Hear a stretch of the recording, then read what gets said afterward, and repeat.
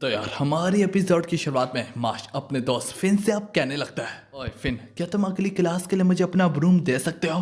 क्योंकि दरअसल मैं ब्रूम डॉग को ब्रूम समझ के उठा के ले आया। जो सुनने के बाद फिन काफी ज्यादा हैरान होने लगता है कि यार इससे बड़ा पागल और कौन हो सकता है। और फिर भी फिन उसे बोलता है, ठीक है जो भी, तुम मेरा ब्रूम कल यूज कर सकते हो। तो सुन के माश कहने लगता है, मुझे पता था तुम काफी अच्छे बंदे हो। अब देखते देखते यहाँ तक इनकी ब्रूम क्लास का वक्त भी आ जाता है, जहाँ पे उनकी सेंसे उन्हें बता रही होती है कि अपने झाड़ू के अंदर अपनी मैजिकल पावर डालो, जिसके ठीक बाद तुम लोग उससे कमांड करोगे कि उड़ो। तो यार इसी में हमें दिखा देता है बिल्कुल हैरी पॉटर की तरह सारे लोग अपने झाड़ू को उड़ने के लिए हुक्म दे रहे होते हैं। और जहाँ पे माश जिसके पास जर्रा भी मैजिक पावर नहीं होती, जिस वजह से माश जर्रा भी उस झाड़ू को हिला भी ना पाता। जो देख के एक अनजान शख्स उसका मजाक उड़ाते हुए कहने लगता है, ओए ओए, तुम अपने समय तो पूरी क्लास का वर्क को स्लो कर रहे हो। अभी तक को सुनने के बाद माश अपने पैर को जोर से उस झाड़ू के करीब मारता है। सिर्फ उसके पैर मारने से इतना ज्यादा एयर प्रेशर बाहर निकलता है कि वो ब्रूम अपने आप ही प्रेशर से उड़ के सीधा वो झाड़ू माश के हाथ में लग जाता है। पागल माश इसके बाद बोलता है, उड़ो। जो सुन के वो बंदा भी कहने लगता है, हाँ तुमने जरूर कुछ किया होगा, क्योंकि झाड़ू को हरकत देने के लिए पहले तुम्हें कहना पड़ता है कि उड़ो, इसके बाद ही झाड़ू हरकत में आता है। वो ये एक तरफ बातें कर रही होता है कि इसी में उनकी सेंस से कहने लगती है, ठीक है सबके हाथ में उनका उनका झाड़ू है, अब अगला स्टेप यह है कि देखा जाएगा तुम लोग किस रफ्तार से ब्रूम में बैठ के आगे बढ़ते हो। ये सुनने के बाद वही अनजान शख्स माँ से कहने लगता है, वेल इससे बेहतर और क्या ही हो सकता है, चलो देखते हैं कि हम में से तेज कौन झाड़ू को उड़ाता है। हम में से जो भी हारेगा उससे विनर का हर एक काम करना पड़ेगा जब तक हम इस स्कूल में हैं। पर माश भी बिना सोचे समझे फौरन से उसके चैलेंज को अपसेट कर लेता है। उनके बीच में रेस शुरू होने को ही जा रही होती है कि वही अनजान शख्स अपने मन में कहने लगता है, क्या पागल है, ना कि इन पागलों की तरह, बल्कि मैं तो मिडिल स्कूल से झाड़ू पे बैठ के उड़ता रहता हूँ और उसकी प्रैक्टिस करता रहता हूँ। इस जैसे को तो हराना मेरे लिए काफी मामूली बात होगी। बस सोच रहा ही होता है कि इसी लम्हे में रेस शुरू होती है। बस रेस शुरू होने की देर होती है कि नजर चपकते ही तक माश फिनिश लाइन तक जा भी पहुंचा होता है, जबकि माश का अपोनेंट अपनी जगह से हिला तक नहीं होता। अब ये देख के यहाँ तक सेंसे के भी पैरों तले जमीन खिसक जाती है कि यार ये तो न्यू वर्ल्ड रिकॉर्ड बन गया है। कहानी फिन पे जाती है जो कि सभी स्टूडेंट्स के पीछे खड़ा होता है और यही वजह से उसे दिख गया होता है आखिर माश कैसे वहां तक जा पहुंचा। सबसे पहले माश ने अपनी फिजिकल एबिलिटीज के कारण इस ब्रूम को फेंका, जिसके बाद एक गजब किस्म की जंप मार के फौरन से ब्रूम के ऊपर लैंड किया और वहां तक जा पहुंचा। तब सब कुछ हो जाने के बावजूद भी उसका अपोनेंट इस सच्चाई को कबूल ना कर पाता और वो कहने लगता है, तुमने चीटिंग की होगी। तो देख के माश कहने लगता है, तुम्हें तो देख के मुझे दुख होने लगा है कि तुम सच्चाई को गला ही नहीं लगा सकते। और वेल मुझे इतना दुख हुआ है कि मैं अपनी शर्त को भी वापस लेता हूँ। जो सुन के उस अनजान शख्स को काफी ज्यादा गुस्सा आने लगता है कि ये मेरा मजाक क्यों बना रहा है। ऐसे में पीछे से एक और अनजान शख्स आके इसका मुंह अपने मैजिकल स्टिंग के जरिए बंद कर डालता है। इसके ठीक बाद वो माश से कहने लगता है, माफ करना, ये सिरपेरा मेरा दोस्त है।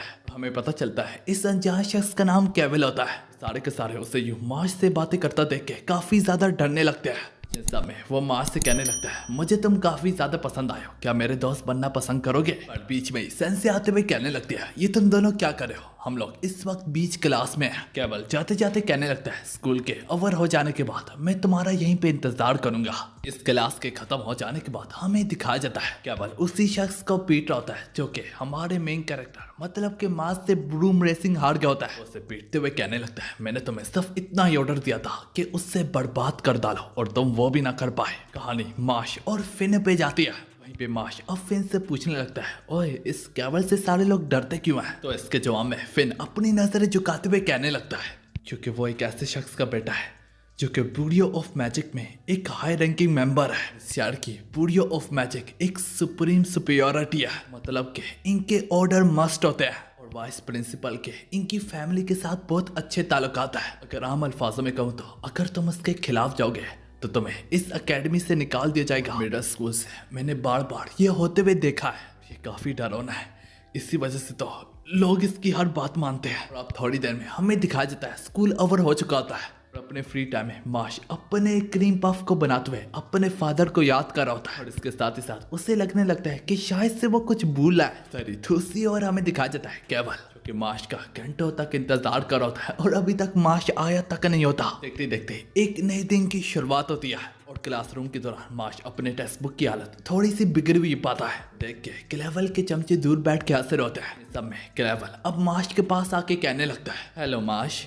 कल तुम किस वजह से नहीं आए? माश उसे बताता है ओ बस मैं क्रीम पफ वगैरह बना रहा था, जो बात उससे अंदर से काफी ज्यादा चुभने लगती है। फिर भी क्लेवर अपने आप पे काबू पाते हुए कहने लगता है वेल मैंने सुना है कि तुम डिवाइन विशनरी बनना चाहते हो, जो कि मेरे होते हुए तुम आसानी से इस एकेडमी में बन भी सकते हो कि मेरे ताल्लुकात वाइस प्रिंसिपल के साथ काफी ज्यादा अच्छे हैं। अगर तुम मेरा काम करोगे तो मैं इस बात का ख्याल रखूंगा कि तुम्हारा काम हो जाए। और ये बात माश को काफी ज्यादा अच्छी लगती है, वो फौरन से इसके लिए राजी हो जाता है। के बाद से क्लेवर माश के साथ इस तरह से बर्ताव रखता होता जैसे कि माश उसका गुलाम हो। माश से यहाँ तक अपने जूते वगैरह भी साफ करवाता होता और इसके अलावा भी काफी कुछ और। फिर अगले दिन भी माश अपनी न्यू टेक्स्ट बुक की भी हालत बिगड़ भी पाता है, जो देख के वो फिन से कहने लगता है ओए फिन क्या मैं तुम्हारे साथ टेक्स्ट बुक शेयर कर सकता हूँ? तो फिन उसे केवल के डर के मारे फौरन से इनकार कर देता है। पर इसके बावजूद भी माश जानबूझ के उसके साथ बैठते हुए कहने लगता है तुम्हारा बहुत बहुत शुक्रिया मुझे अपने पास बुलाने के लिए, और बाय द वे कल झाड़ू देने के लिए शुक्रिया। ये लो क्रीम पफ खाओ, मैंने तुम्हारे लिए बनाया है। सबसे बढ़ के मुझे काफी ज्यादा खुशी है कि तुम जैसा एक अच्छा बंदा मेरा दोस्त बना। जो बात फिन के सीधा दिल और दिमाग में जाके लग जाती है, और फिर तभी उसे किसी बात का पछतावा होने लगता है। और इसी तरह दूसरी सीन में हम फिन को क्लेवल के सामने देखते हैं। यहाँ पे क्लेवल उससे कहने लगता है वेल तुमने मेरी काफी मदद की है, पर इस बार मैं चाहता हूँ टेक्स्ट बुक्स हमने उसकी काफी ज्यादा बर्बाद कर ही दिया है, तो क्यों ना फिर उसके कपड़ों को आग लगाई जाए। और वो ये जिम्मेदारी भी यहाँ तक फिन को ही देता है। फिन उससे इनकार करते हुए कहने लगता है मुझसे अब ये और नहीं हो पाएगा, मैंने बहुत कुछ कर दिया है। पर यह सुनने के बाद क्लेवर उस पर अपनी स्ट्रेंथ से टूट पड़ता है। यही बात में मौजूद हमें माश के बारे में दिखाया जाता है, जिससे कोई अनजान आवाजें आने लगती है, और वो जब उन आवाजों की तरफ बढ़ता है तो वो वहां पे अपने दोस्त को जख्मी हालत में देखता है। जो उसे पीट होता है वो कोई और नहीं बल्कि केवल होता है। माश अब फिन के पास आके कहने लगता है फिन क्या तुम ठीक तो हो ना? तो फिन उससे बोलने लगता है अब इन बातों से कोई फर्क नहीं पड़ता। और ये कहते हुए फिन की आंखों से अब आंसू बहने लगते हैं। फिन यूं ही रोते हुए कहने लगता है जो भी तुम्हारी टेक्स्ट बुक्स वगैरह खराब हो रही थी वो सब मैंने की थी, मुझे ऑर्डर दिया गया था और मैं काफी डर चुका था, और इसी डर के मारे मैंने इनके हुक्म के आगे सर झुका दिया। और इस सब के बावजूद भी तुम मुझे एक अच्छा दोस्त आखिर तक समझते रहे। बस मैं माफी चाहता था, मुझे माफ कर दो माश, मुझे माफ कर दो। इसी में केवल अब माश से कहने लगता है वेल माश मैं वैसे भी वाइस प्रिंसिपल के पास जा रही हूँ, क्या तुम भी मेरे साथ आना चाहोगे? इसी बहाने मैं तुम्हारी मुलाकात उनसे करवा दूंगा और शायद से तुम्हारा काम भी हो जाए।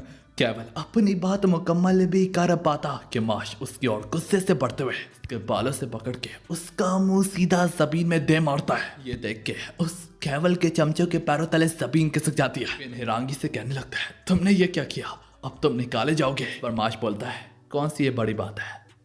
पर फिर बाद में उससे होश आती है नहीं नहीं ये तो बहुत बड़ी बात है, ये मैंने क्या कर दिया? और इन सब में वाइस प्रिंसिपल यहाँ पे आके कहने लगते हैं हाँ तुमने वाकई में बहुत बड़ा किया, मैंने ये पूरा का पूरा वाकया अपनी आंखों से देखा, और फिन और माश तुम्हें अब जल्दी स्कूल से फारिग कर दिया जाएगा, क्योंकि तुम लोगों के स्टेटस में बहुत ज्यादा फर्क है। वो एक अमीर खानदान का बेटा था और ऊपर से उसका बाप बुरियो ऑफ मैजिक का एक मेंबर भी है। और उसकी ये बकवास अब माश को चुभने लगती है तो माश उस पर भी टूट पड़ता है। यहाँ तक वो एक जमीन में खड्डा खोल के वाइस प्रिंसिपल को जिंदा दफन करने लगता है। अब अगले ही लम्हे में हम माश को हेडमास्टर के रूम में देखते हैं। हेडमास्टर उससे नोटिस दिखाते हुए कहने लगता है ये बुरियो ऑफ मैजिक की तरफ से आया है, वो लोग तुम्हें फौरन से इस एकेडमी से फारिग करना चाहते हैं। लड़के मैं तुम्हें पहले ही बता दूं बुरियो ऑफ मैजिक इस कंट्री की सबसे हाईएस्ट लीगल अथॉरिटी है। जिसके बच्चे को तुमने मारा है उसका बाप वहाँ पे एक हाई रैंक को होल्ड करता है, तो इसका मतलब तुमने जो भी किया है उसकी माफी नहीं है। हालांकि सबसे बढ़ के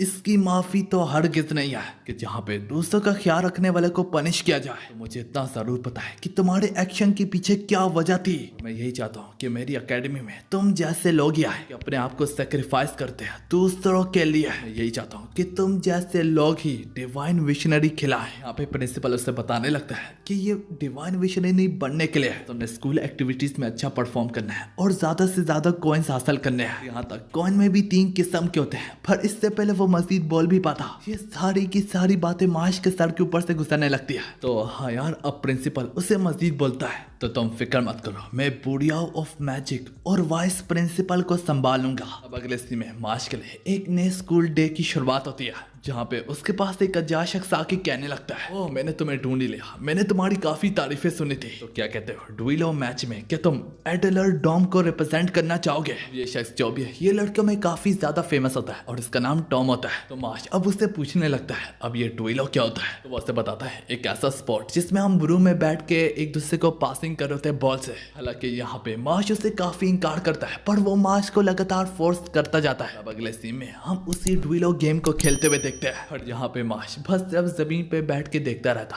और वो कहता मैंने तुम्हें कहा भी था मैं उड़ नहीं सकता। और इसी के साथ हमारी एपिसोड यहाँ पे खत्म होती है।